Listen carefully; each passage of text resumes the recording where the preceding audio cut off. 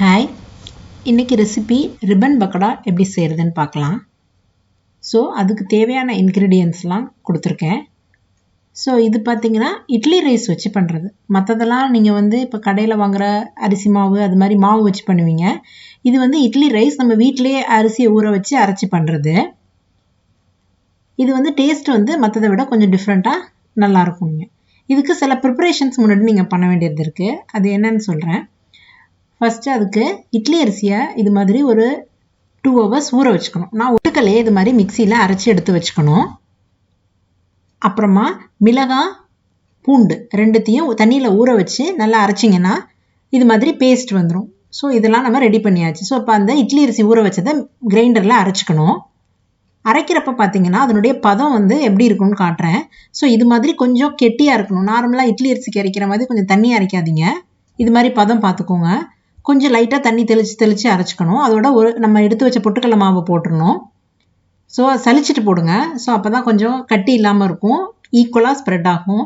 அப்புறம் மிளகாய் பூண்டு பேஸ்ட் எடுத்து வச்சுருக்கோம் பாருங்கள், அரைச்சி அதை கொஞ்சம் போடணும். ஸோ உங்கள் காரத்துக்கு தகுந்த மாதிரி நீங்கள் அது போட்டுக்கோங்க. நான் ஒரு 15 மிளகா போட்டிருக்கேன். 1 கிலோவுக்கு ஒரு 15 to 18 மிளகா கரெக்டாக இருக்கும். ஸோ அதை அட்ஜஸ்ட் பண்ணி போட்டுக்கோங்க.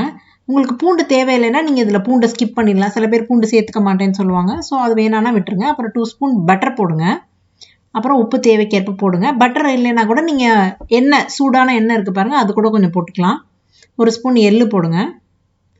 ஸோ அவ்வளோதான். இது தேவையானதெல்லாம் போட்டாச்சு. ஸோ இனிமேல் நம்ம நல்லா எல்லாத்தையும் ஒன்றா சேர்ந்து பிசைஞ்சிடணும். ஸோ இது பிசைகிறப்ப நல்லா பட்டர் மாதிரி ஒட்டாமல் வரும். நல்லா உங்களுக்கு பதம் காட்டுறேன் பாருங்கள், இது மாதிரி இருக்கும். ஸோ இது அப்புறம் நம்ம எப்பொழுதும் புளிகிற ஒரு இதில் வச்சு இது மாதிரி எண்ணெய் சூடானதுக்கப்புறம் மிதமான சூட்டில் வச்சு புளிஞ்சு எடுத்துடணும்.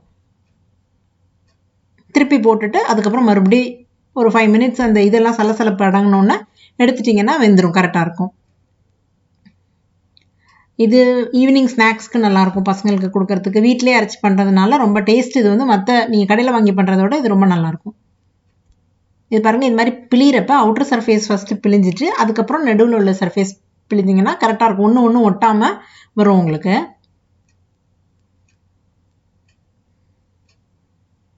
இது மாதிரி பட்டை அச்சு மாதிரி இருக்கும், அது மாதிரி உள்ள அச்சு எடுத்து போடுங்க. இதோ வெந்துருச்சு. ஸோ இது பார்த்தீங்கன்னா ஒரு 20 நாள்லேருந்து 25 நாள் வரைக்கும் நீங்கள் வச்சுக்கலாம். இதனுடைய செல்ஃப் லைஃப் ரொம்ப நாள் வரும் உங்களுக்கு. ட்ரை பண்ணி பார்த்துட்டு எனக்கு சொல்லுங்கள். நல்லா கிறிஸ்பியாக இருக்குது பாருங்கள் வேணால்.